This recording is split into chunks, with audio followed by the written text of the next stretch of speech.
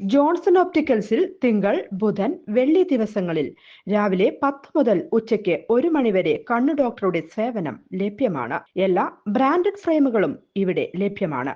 Driving ലൈസൻസിനുള്ള സർട്ടിഫിക്കറ്റുകൾ കൂടാതെ ഡോക്ടർമാർ നിർദ്ദേശിക്കുന്ന എല്ലാത്തരം കണ്ണടകളും ജോൺസൺ ഓപ്റ്റിക്കൽസിൽ നിന്നും ലഭിക്കുന്നു. ജോൺസൺ കണ്ണട വ്യാപാരം, ഡിവൈൻ ആശുപത്രിക്ക് എതിർവശം, വടക്കാഞ്ചേരി. തൃശൂർ ഇരിങ്ങാലക്കുടയിൽ ഗർഭിണിയായ യുവതി ഭർതൃവീട്ടിൽ മരിച്ച നിലയിൽ. കരുമത്ര സ്വദേശി ഫസീലയെയാണ് മരിച്ച നിലയിൽ കണ്ടെത്തിയത്. സംഭവത്തിൽ ഭർത്താവ് നൌഫലിനെ കസ്റ്റഡിയിലെടുത്തു.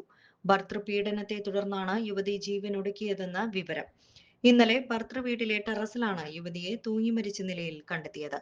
1.5 വർഷം മുമ്പായിരുന്നു ഇരുവരുടെയും വിവാഹം. കാർഡ്ബോർഡ് കമ്പനിയിലെ ജീവനക്കാരനാണ് നൌഫൽ. ദമ്പതികൾക്ക് ഒരു കുഞ്ഞുണ്ട്. ഫസീല 2ാമത് ഗർഭിണിയായിരുന്നു.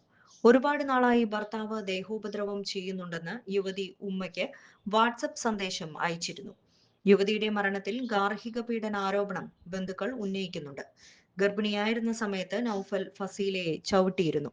2ാമത് ഗർഭിണിയായത് അറിഞ്ഞതിന് പിന്നാലെയാണ് ഇയാൾ യുവതിയെ ക്രൂരമായി മർദ്ദിച്ചിരുന്നതെന്ന് ഫസീലയുടെ മാതൃ സഹോദരൻ നൌഷാദ് പറഞ്ഞു. കൂടുതൽ വാർത്തകൾക്ക് ഞങ്ങളുടെ ചാനൽ സബ്സ്ക്രൈബ് ചെയ്യുക. ഫേസ്ബുക്ക് ഫോളോ അപ്പ് ചെയ്യുക. വാർത്തകൾ വേഗത്തിലറിയാൻ എനി ടൈം ന്യൂസ്.